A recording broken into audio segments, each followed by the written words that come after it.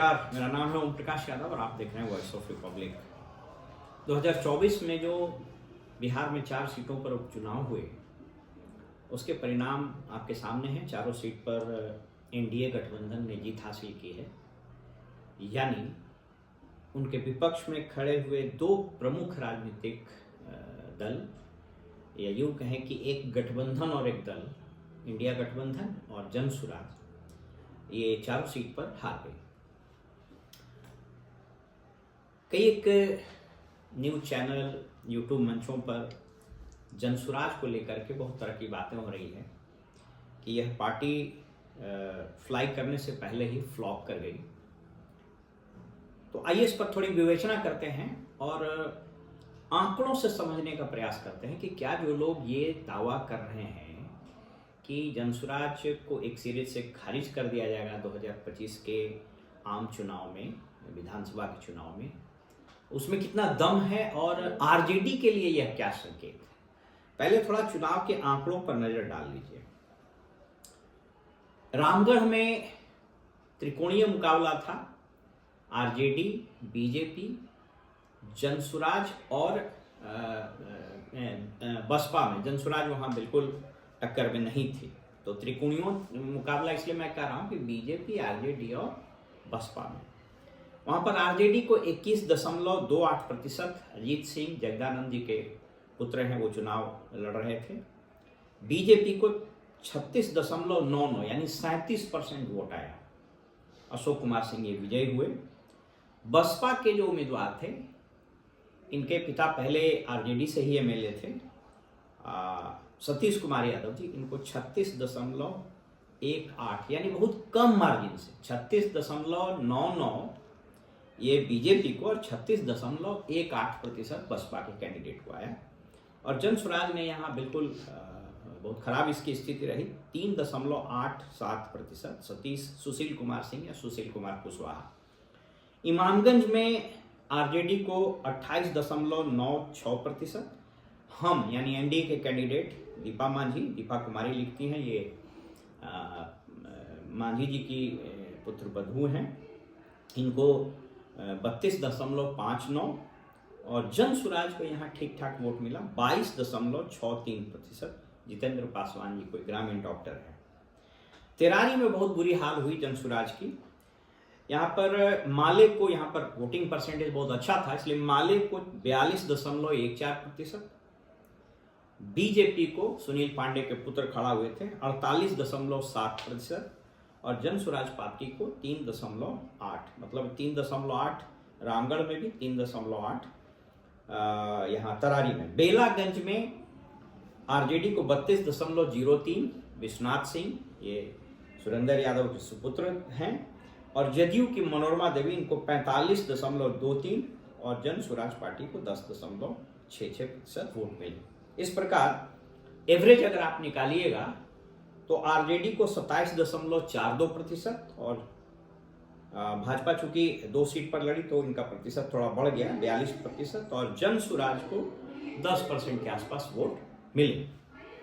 ये तो आंकड़ों की बात हुई। अब थोड़ा समझिए कि इसके मायने क्या है। इसका सबसे पहले तो ये समझने का प्रयास कीजिए कि इस पूरे चुनाव को अगर आप देखिएगा तो कोई भी कैंडिडेट, मतलब आप यूं समझें कि तरारी में 50% के आसपास पहुंचने की स्थिति में थे, 49% कर सकते हैं। तो अगर इसको छोड़ दिया जाए तो बाइक की कोई विनिंग कैंडिडेट वो 40% तक भी नहीं है।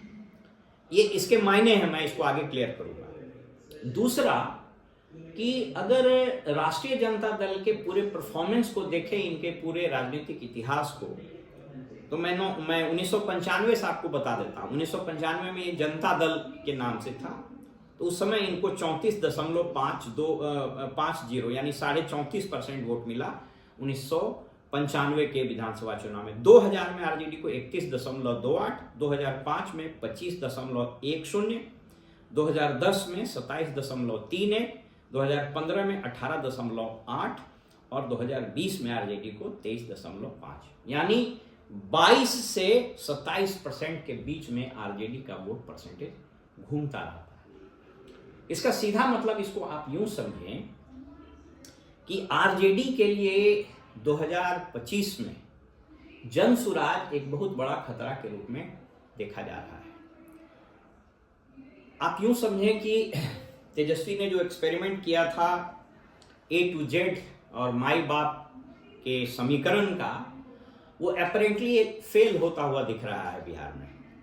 इनका वोट बैंक मुख्य रूप से परंपरागत वोटर जो हैं वो यादव बिहार में 14-15% के आसपास हैं और मुस्लिम 18%। विगत 1-2 चुनाव में देखा जा रहा है कि मुस्लिम लगभग 80 से 85% वोट आरजेडी को करते हैं।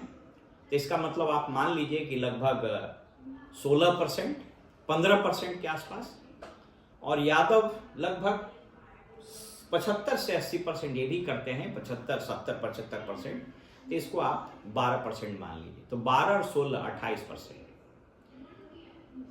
और बाकी कुछ वोट कोई लोकल कैंडिडेट कहीं खड़ा होता है, तो डिपेंडिंग अपॉन, चूंकि ये कास्ट कॉम्बिनेशन पूरे बिहार लेवल का है, हर कॉन्स्टिट्यूएंसी में वो नहीं भी हो सकता है, कहीं ज़्यादा कहीं कम हो सकता है, लेकिन ओवरऑल यही स्थिति है। तो आरजेडी अपने जो अभी उनका जो दौर चल रहा है, इसमें सबसे बड़ी चुनौती उनके सामने ये है कि ये 26-27% वोट के थ्रेशोल्ड को कैसे पार करें।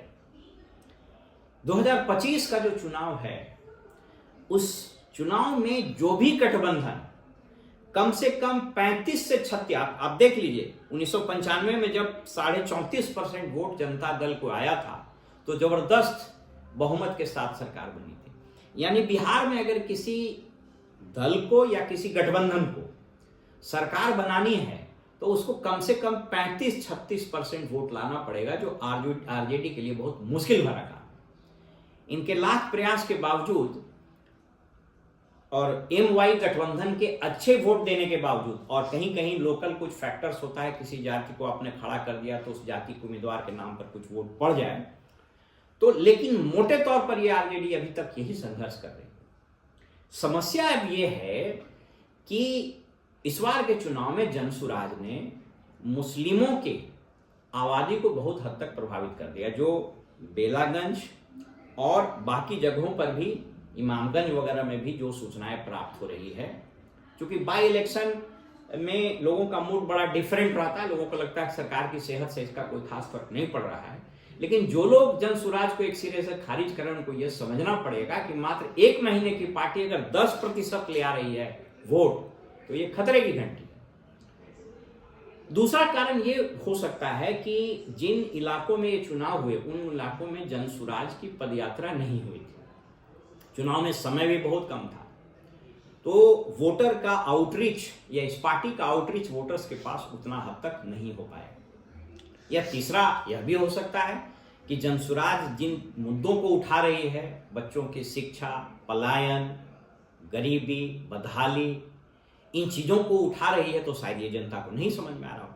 लेकिन मोटे तौर पर यह समझने का पर्याप्त कारण नहीं है कि जनता को समझ में नहीं आ रहा। इसीलिए आरजेडी सहित एनडीए गठबंधन को भी जनसुराज से बहुत जबरदस्त टक्कर होने वाला है। इस बात को वो गांठ बांध लें। मैंने आंकड़ों के आधार पर बताया है कि कोई भी पॉलिटिकल पार्टी या पार्टीज का गठबंधन, यानी इंडिया ब्लॉक और एनडीए और जनसुराज, इसी 3 के बीच में मुकाबला 2025 में होगा। जो पार्टी और जो गठबंधन 35 से 36% वोट लाएगा, वही यहां सरकार बनाएगा। अन्यथा यहां सरकार बनाना उस गठबंधन और पार्टी के लिए दीवा सब देखने के बराबर हो जाएगा। फिलहाल हमें इजाजत दीजिए और आप देख रहे हैं वॉइस ऑफ रिपब्लिक।